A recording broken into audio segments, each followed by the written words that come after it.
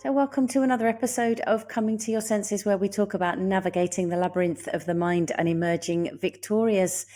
And today's guest has been a storyteller for pretty much all of his life, from what I can work out, and whether that's been as a professional actor in Hollywood, as a teacher at the Royal Academy of Dramatic Arts, RADA, or whether that's a speaker and a trainer helping people understand how they can tell their stories in a business context or a work context, is just, storytelling is basically his profession. So welcome to today's guest, Mr. Dominic Colenso. Thank you very much for having me on the show. It's an absolute pleasure. It really, really is. We're new friends, the mutual connections, and then just realizing actually how many people we have in common and how much of our lives are paralleled in some ways as well. So can you tell me or share with us a moment in your life where you've come to your senses and where and what that has really led you to? Yeah, I think, there are many of them, aren't there? When you go back and you look at the story and the journey that you've been on. I think for me, a big kind of transition for me was out of my acting career into more of the kind of training, coaching, speaking career. And I, unbeknownst to me, had got very hung up on the kind of identity statement of I am an actor, and this is who I am, this is what it means to be me. And I was working with a coach at the time, having a conversation about my desire to move into the space of coaching and training and speaking, and my desire to sort of help as many people as I could with the ideas that I'd gathered throughout my career. And my resistance to that was actually a lot to do with what other people would think, and the judgment that might befall me if I kind of gave up. It's an interesting terminology. You don't give up being a sales director, or give up being the marketing assistant. You just get a new job. Whereas in the world of acting, you had to kind of give it up in order to move on. And so through that conversation, I realized that actually, that wasn't who I was. That was just something that I did, and was able to leave some of that baggage behind and go, do you know what? I don't need to be defined by the thing that I do. I'm something much more interesting than that. So that was a big moment for me. It's fascinating how this conversation. So I've literally recorded another podcast this morning with somebody else who they transitioned from out of one profession into a different profession, and the identity thing was a big thing that stopped her from moving. And I think that so often there are, and as you were talking then, I was like, oh, I think that, we don't give up being a marketing assistant or a social media person or whatever the job title is. We just get the new job. Mm-hmm. But I think that there seems to me to be some professions, actor, teacher, doctor, that if you move out of them, it's seen as odd because there is this identity there's a status to a certain degree that's attached to it. I know when I left theatre, and I was a stage manager, so I wasn't a high-ranking actor. I was one of the low people. I'm pretty sure you didn't see people that way, but that certainly was a big experience on why I left. But to me, it was so interesting that the identification and the attachment to doing something different for me was what kept me there. It was, but I like being different. I like doing this different stuff, rather than recognizing it's not who I am, it's what I do. Yeah. And when the more that we have that attachment, it is like that Velcro. It's hard to get away from. But when you realize it might be uncomfortable because you're changing the world that you inhabit on a day-to-day basis and how you function, you're not going to die by making that transition. And I think that that's very often the internal dialogue. And also that no one else cares. Like you get so wrapped up in your own story, and like, I'll disappoint my friends and my family and those 3 people that saw me on Midsummer Murders, and it's like what will my fan base think? Exactly. My followers. No one cares. It's like it's all in here. But it's how much of our lives, though, regardless of whether we've been in the public eye or not. I mean, I know that you do a lot of people with people on presentations, and I know that I have conversations with people about this a lot as well as coaching clients. And it's so interesting of how much we think that people care so much more than they actually do, that there's this interest there. Would you say that's something that you experience as well? Yeah, absolutely. And I think quite often when we find ourselves in those moments, we're actually putting the spotlight on the wrong person. So, when we stand up in front of our team to deliver the new vision or values, or when we're in that sales pitch, or whether we're standing at a conference, sitting on a panel, or giving a speech, too often we put the spotlight on ourselves and kind of worry about how we look and how we sound and what's coming out of our mouths. And actually, I think through my experience working with thousands of people over the last 10, 15 years, it's when you put the spotlight on your audience that everything shifts. And Totally. I'm terrible at multitasking, so I can't possibly be thinking about me and thinking about them at the same time. So if I'm thinking about them, I can let go of all this baggage and just get on with the task at hand. And is that something that you had as an actor, or was taught as an actor, or taught as an actor as well? Or is that something that you think is different from a presenting perspective? No, I mean, it's very much kind of baked into the world of acting. I think that, one of the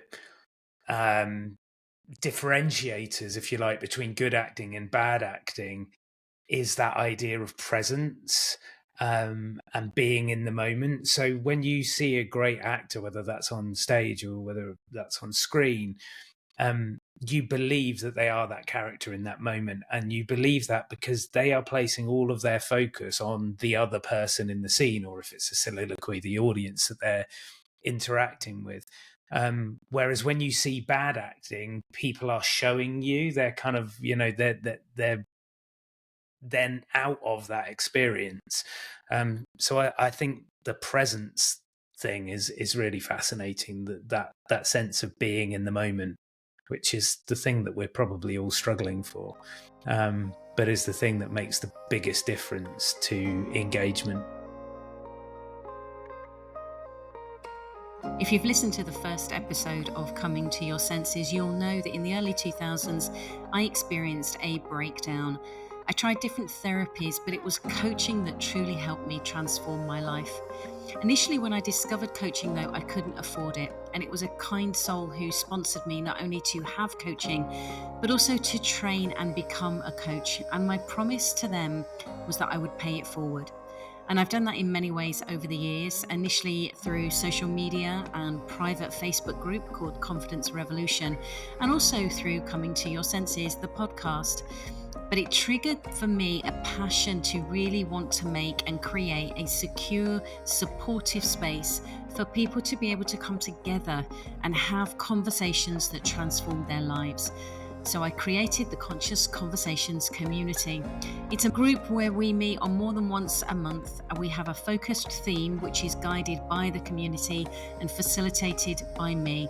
There's hundreds of hours of learning and resources and materials to help you transform your life in a like-minded space.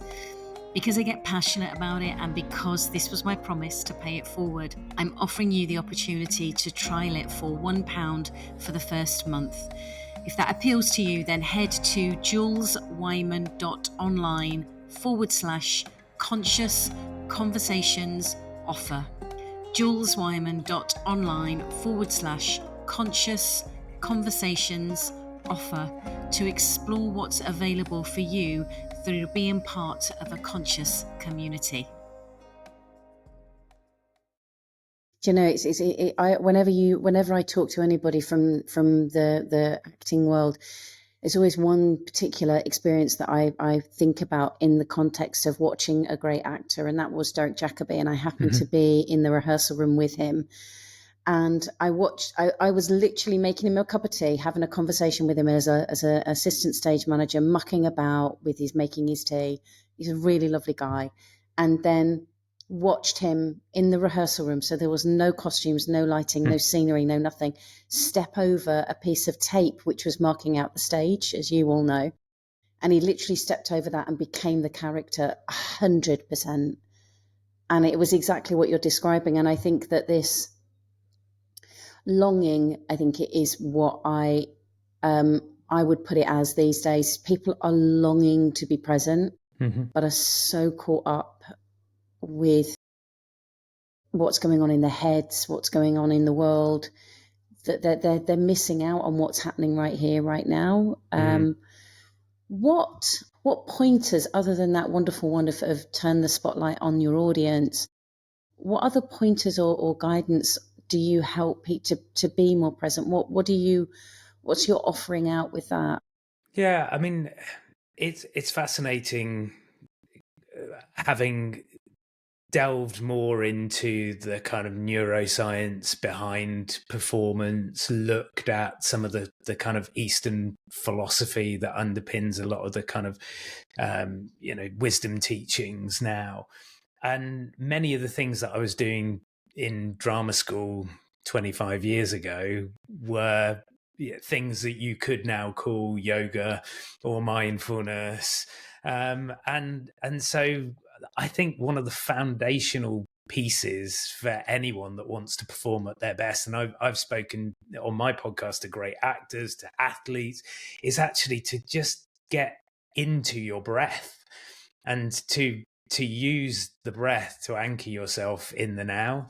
And I spent the first 3 years of my acting training lying on the floor every morning, which was, blissful when you were 18 and had a hangover. But actually, like now, bit of Alexander technique. Yeah, exactly. And but that idea of of coming back to the breath, of being able to move away from that, thoracic breathing up in the chest, which actually pumps the adrenaline around the body into that more diaphragmatic breathing, which allows us to be more grounded, increases that testosterone level, the confidence hormone, reduces the cortisol levels.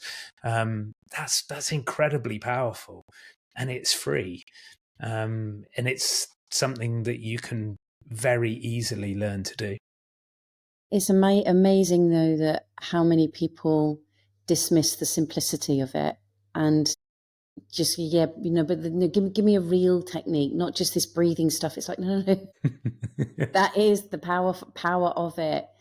What took you from the glamorous world that is show business, not, into the glamorous world that is coaching and training, not? But what was it that decided for you to make that shift? So I had a very lovely start to my acting career, and I'm incredibly grateful for the opportunities that I had. I kind of had some kind of win some, lose some moments. So with Thunderbirds, I was on a 3-movie deal. I'd signed $1 million contract. We did number 1, and number 2 and 3 didn't quite come off. A couple of years later, I was in an ITV drama called Rock Rivals, which was a fictional version of the X Factor, and ended up being paid out of my contracts, like completely out of the blue. They recast me, not through any fault of my own.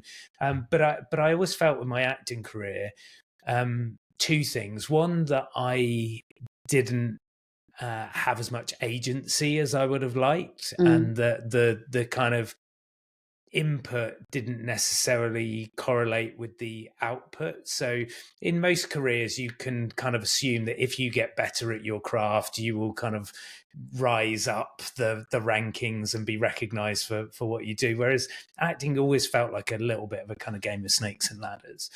But also, I think from a values perspective, it was incredibly focused on me and what I was doing and what I looked like and what people thought of my performance. And there was part of me from a very early age that was much more connected to the idea of service and the idea of helping and supporting other people. So that didn't really exist in the acting side of things.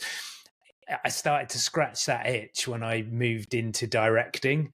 and into teaching, and thought, oh, that's interesting. I now have a box ticked that just wasn't being ticked when I was on the other side of the camera, or on the stage, rather than sitting looking at the stage. And then it became a very natural transition to coaching and helping my cast, or coaching and helping my students, into working with clients and helping them achieve the things that they wanted to achieve. It's interesting. I think, and that is one of the reasons why I left show business as well, is because there isn't a pattern in the career ladder way that you would assume. There is, you still have to go and do the same things, even though you've been doing them for 15 years. Yeah. And yet somebody else can walk in basically straight out of drama school and straight in at the same level as you. So it's a very interesting experience from that. So was service something that was always there then, as an undercurrent, that needed to be, that scratch needed to be itch needed to be scratched even? I know what I meant. And what was it that was playing with you where that was concerned? Was it just something that was in your environment growing up, or do you think it's something within you? I'm not sure it was necessarily environmental. One of the formative experiences of my youth was going to Tanzania and teaching English. And I went out when I was 17 and spent a month in a very rural environment. No proper roads to get to the village, sitting in the back of a pickup truck for hours just to go a few miles. And I taught at a Maasai school. I mean, it was open to other tribes as well, but it was predominantly the young Maasai students. There was just something about being in that environment and having that opportunity to share my knowledge in order to help them that made me come back. I independently went back a couple of years later and raised a load of money to buy new books for the school and that sort of thing. And I think, when I got into the early part of my acting career, as glamorous as it was, flying around the world and signing autographs and getting chased by paparazzi, it wasn't quite the thing that I thought it was going to be. I think I had in my mind the idea that Brad and Angelina at the time, they were UN goodwill ambassadors, and I thought, if I get famous enough, then I'll be able to kind of go and do some of that at some point.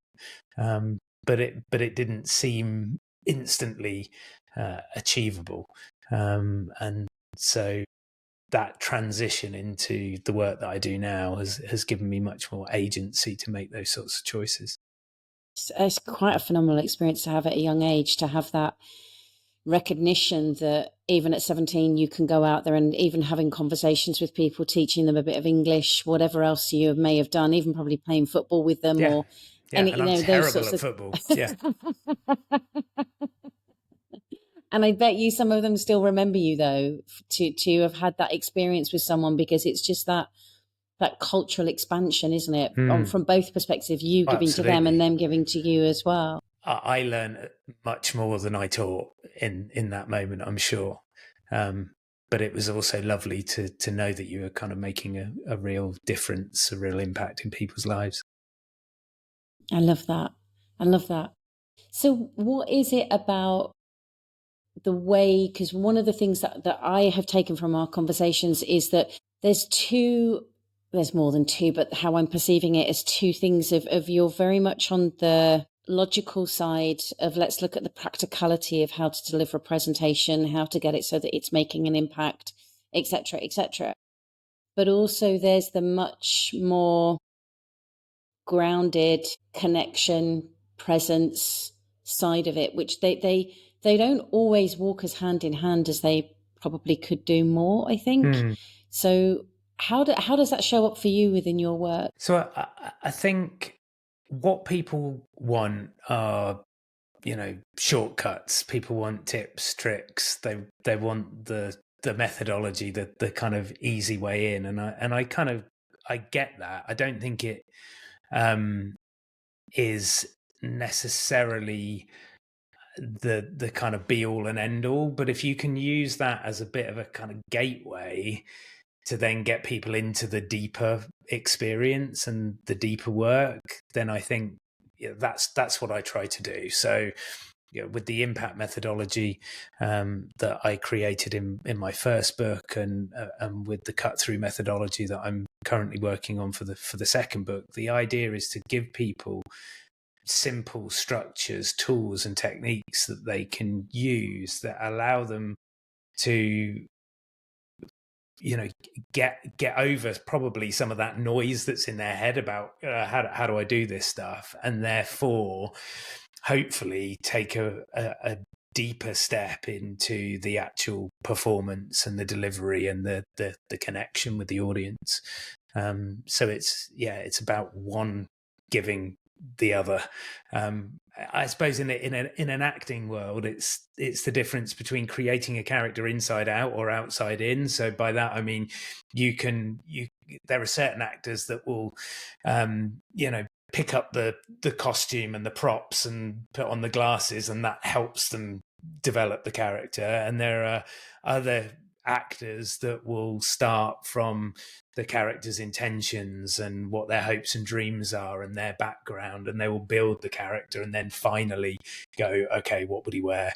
What props do I need? So I think in a corporate context with the sorts of clients that I'm working with, if you can give them the hat and the jacket and they can kind of get comfortable with that, then it actually allows them to go a little bit deeper and start to find their own way through the challenges that they're facing. I love that. It's very similar to how I often talk about confidence as being my gateway drug, because it's the conversation that I can have with pretty much anyone as to whether they perceive that they have it, whether they perceive that they don't, how they interact with it, and then we go along that journey as far as they want to. And an invitation is always that there is more. There's deeper and deeper and deeper, and it's how much do you want to keep going on with that and learn with that.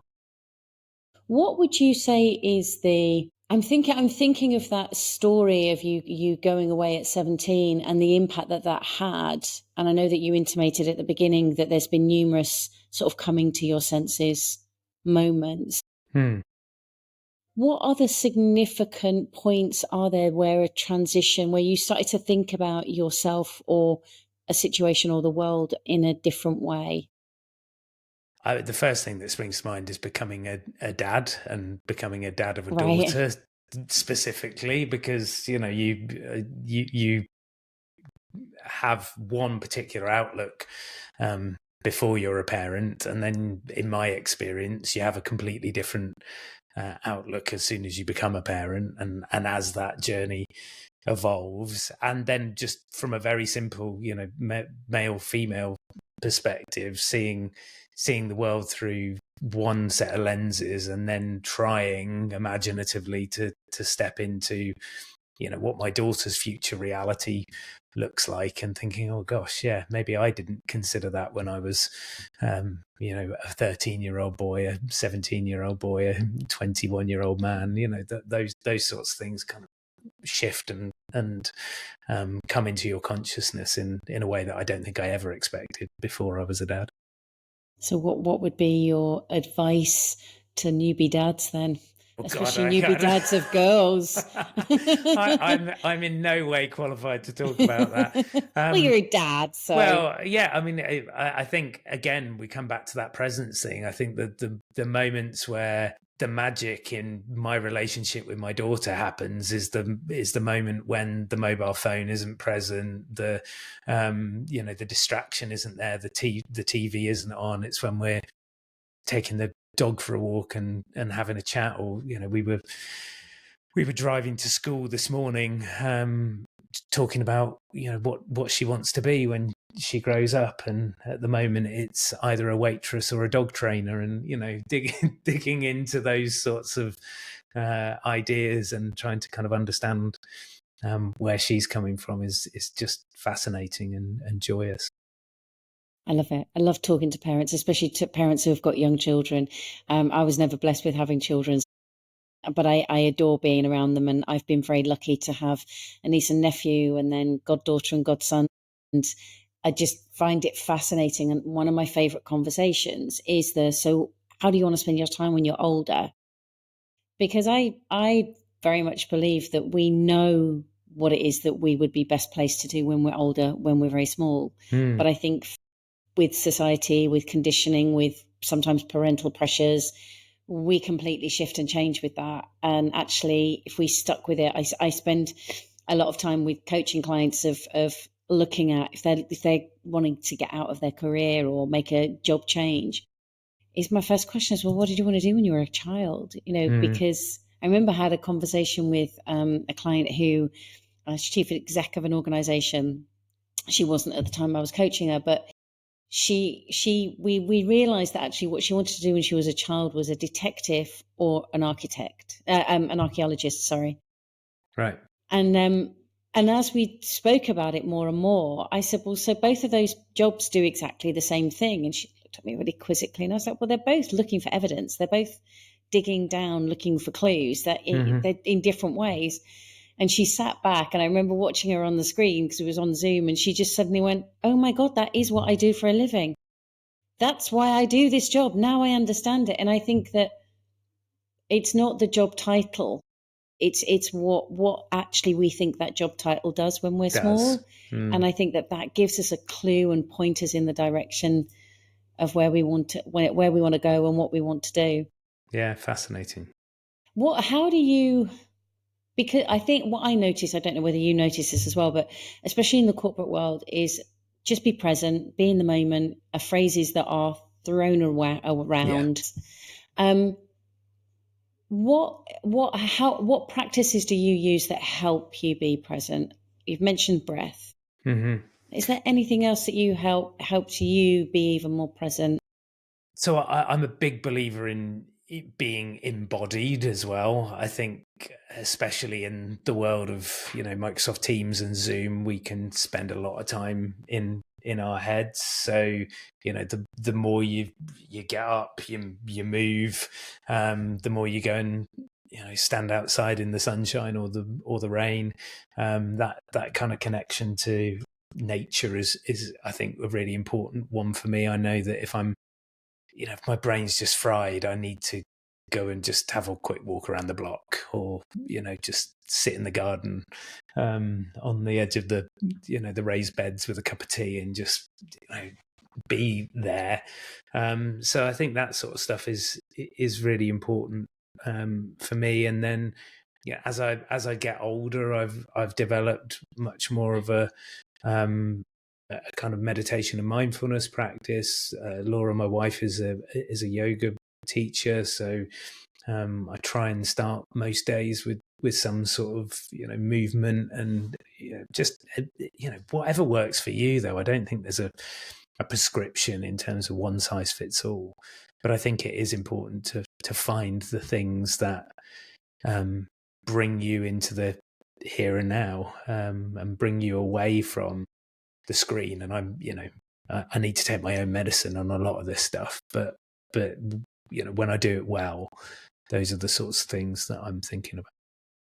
I find it fascinating. I'm in my 20th year of doing coaching, and I genuinely can't remember when I started personal development, and I was very much into spiritual development, even though I wouldn't have labeled it as that. And I can't remember not doing it. So I think it must have been something that's always pretty much there. But I find it interesting that the phrases like be present, be in the now are so chucked around.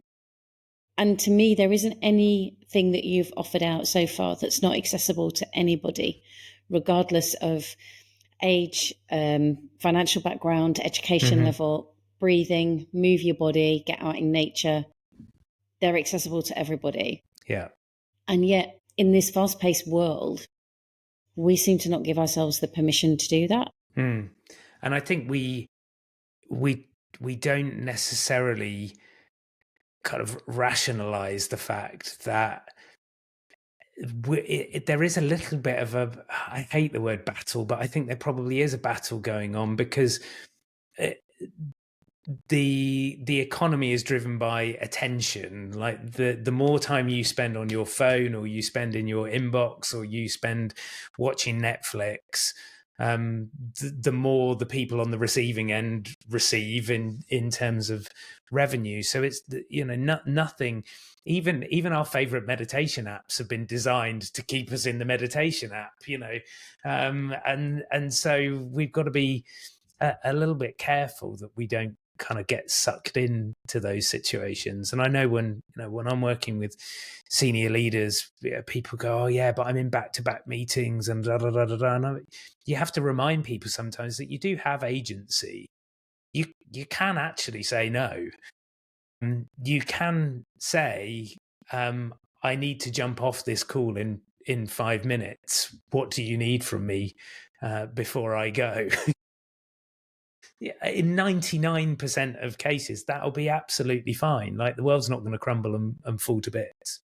I also think, just on a kind of side note, that we probably aren't strategic enough with our allocation of time, and we allow things like Microsoft Office and other calendars are available, but we allow those to dictate how long a meeting is. Why is it 30 minutes? Because that's how long came up when I clicked to book it in, right?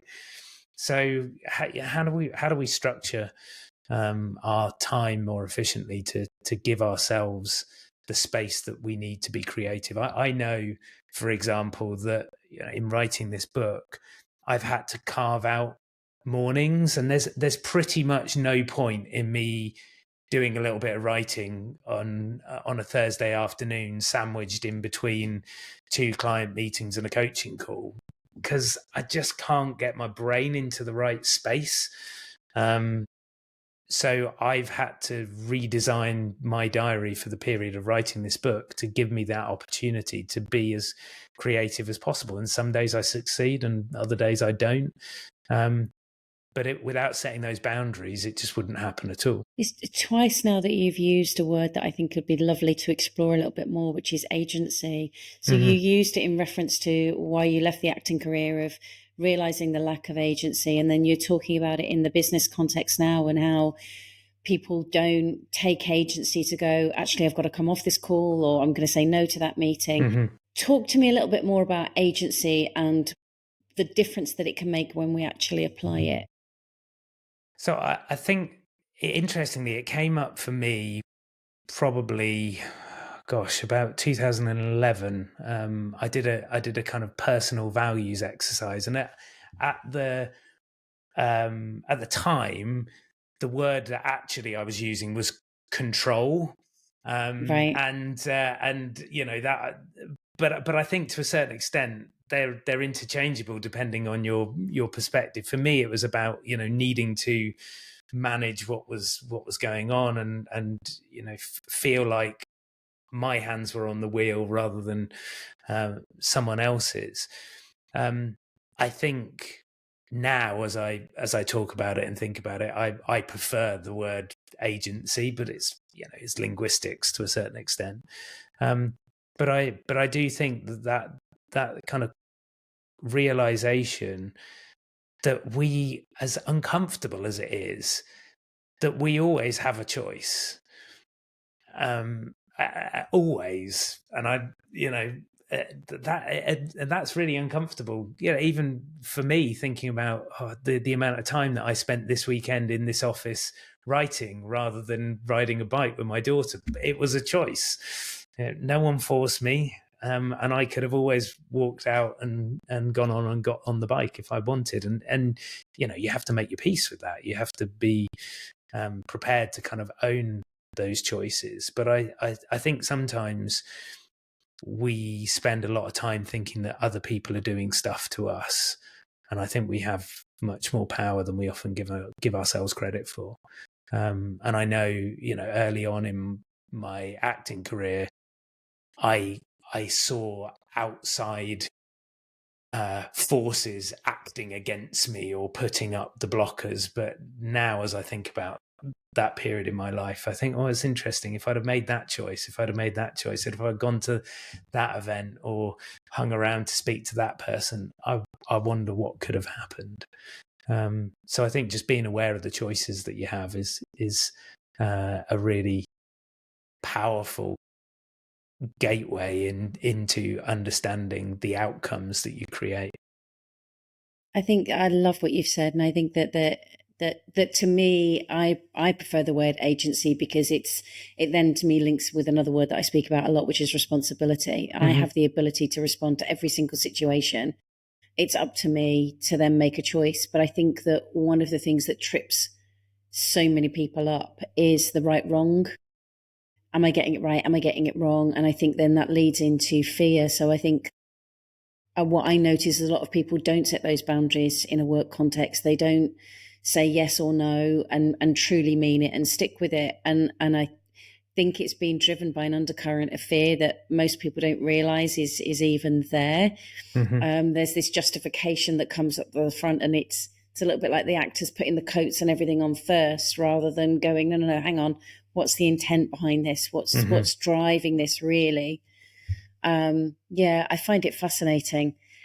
Is there anything that we haven't yet spoken about that you would love us to talk about? Cool. I think in the context of both of our works, that idea of kind of confidence is really fascinating. What is it to have confidence, and how do you create it? And how do you quieten often some of those voices in your head? I remember going on stage during my drama school training and just being kind of literally petrified to put a foot wrong, because it was so about what other people thought, and whether I would get the approval of the teachers and the director and the other students, and would I get that kind of round of applause? And I think one of the things that is something that I try and take into all of my work now is more of a sense of play, and to try and make it fun, and almost the idea that you've got to fail in order to learn. You've got to do things wrong in order to learn what's right. And I think my self-confidence has grown massively over the years, probably more as a result of the things that I've messed up from an outside perspective than from the things that I've got right. And I think creating that freedom for ourselves to experiment and to be maybe a bit more childlike in our approach is something that's really powerful. I could not agree with you more. And it's really interesting, what you were just sharing there about, as a young actor going out on stage at drama school and just being like, am I getting it right? Do they like me? Am I going to get that validation? It's what I think many people think that is them giving their attention outward. They are going, well, no, I am giving my attention outward onto the audience because I want to make sure that they're liking me. And it's like, no, that's actually about yourself. That's you getting caught up in your head going, yeah, but did they like me? And Bob just pulled out his phone, so obviously he must mean something, or Charlie didn't answer the question. And there's so much that's made up. And I think that, very similar to yourself, it's only through the stuff where I've got it wrong, really, that I've truly learned from it, because it's had such a pause point, even if it's fractional, to just go, oh, hang on a second, let me just adjust there, or let me not turn left there again, and learn from it. And I think that confidence is this, my phrase is that confidence is a soft skill that has a hard impact, whether it's there or not. I like that. You can't steal that, Dominic. I won't, I promise. It's on the podcast. I'm pretty sure someone's going to steal it. But it's to me, it's true, because it's something that is dismissed very often. Well, you just need to work on your confidence. You just need to have confidence, rather than actually stopping and really looking at that for yourself. Because I know for myself that from an external perspective, when I was working as a stage manager, there are very, very few people that I worked with that would have thought that I was as insecure and lacking in confidence and self-belief as I actually was. And one of the things I often say, I had a conversation with somebody last week about this, and they were going, I just want to be like, and he actually said, I just want to be like actors. And I said, what do you mean by that? And he said, I just want to be able to have the confidence to just be out and perform. And I said, well, if I told you how many actors I've spent time convincing to go on stage in the middle of a show because they're having a meltdown and they don't have, in that moment, they're not accessing confidence. And people have this perception because you're there, you're performing, you're at the front, you therefore must have life sorted, and you're absolutely fine. No, it's normally a sure indication that the complete opposite is happening behind the scenes. Yeah, because they're playing a character, so they can put on a different front. I remember we used to work in Nottingham Playhouse, and they did these audio descripted. It was most theatres didn't do it at that point. I think most theatres do them now, but they were pioneering then. But they would also do a tour beforehand, so anyone who was visually impaired could come onto the stage, have a good old feel around the stage, and we would invite the actors to come down so that the people could meet them and get the size of them and their height and everything like that. And I remember one of the actors saying to me, they'd bring down their costumes and things as well. And I remember one actor saying to me, I can't go and meet them. And I was like, why? It's really, it's a really good thing, and gave them the whole sell of it. And they said, no, because I have to be me and I don't want to be me.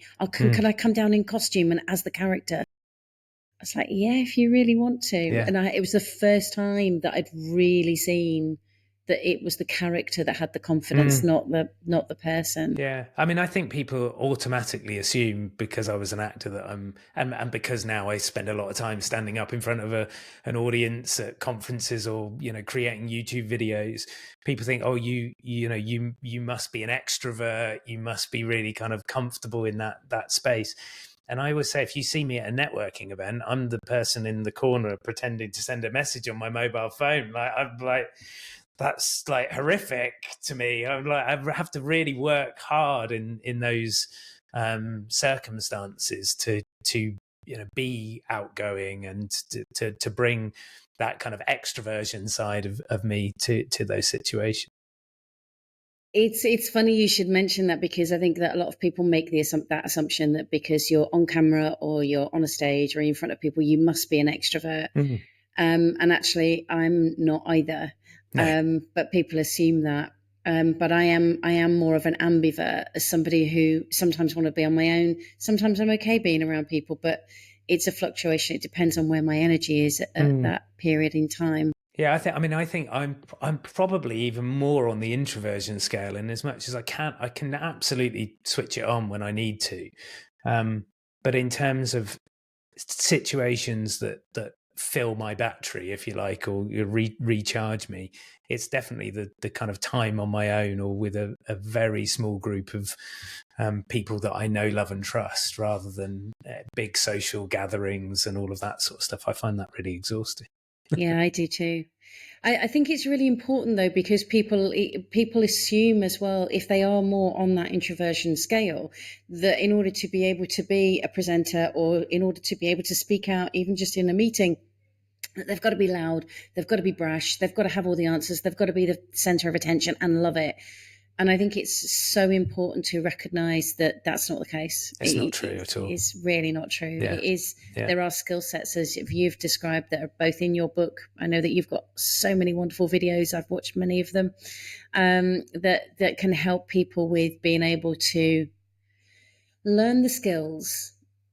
And then my assumption is the deeper that they go in that kind of work with you, actually the more they can relax into those skills and be even more themselves. Absolutely. And that, I mean, the T in the impact model is technique, and that's about, for me, authenticity. Like when you go to the gym and you do enough reps, you suddenly don't need to be told what to do anymore, and it's getting to place with any toolkit, I think, is the most powerful moment, is where the tools become your own, and they're, unconscious processes that you can rely on and you can adapt, and you can tweak for the situation that you find yourself in. So you're not looking to emulate anyone else or do things in a certain way. You're just showing up as the best version of you.